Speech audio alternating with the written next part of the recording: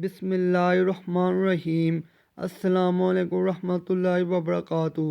پیارے سننے والوں، آج میں آپ کے لیے ایسی حدیث لے کر آیا ہوں جو میرے دل کے بہت قریب ہے۔ ناظرین، آپ نے اس پر ضرور عمل کرنا ہے۔ آپ صلی اللہ علیہ وسلم نے فرمایا، دو وقت ایسے ہیں جن میں کسی دعا مانگنے والے کی دعا رد نہیں ہوتی۔ ایک، جب مؤذن تکبیر شروع کرے اور نماز کے لیے صفیں سیدھی ہو رہی ہوں۔ دوسری، جہاد کی صف میں۔ آپ صلی اللہ علیہ وسلم نے دوسری حدیث میں بھی دعا کی اہمیت کو اس طرح بیان کیا۔ آپ صلی اللہ علیہ وآلہ وسلم نے فرمایا، قیامت کے وقت آسمان کے دروازے کھول دیے جاتے ہیں اور ہر مانگنے والے کی دعا قبول کی جاتی ہے۔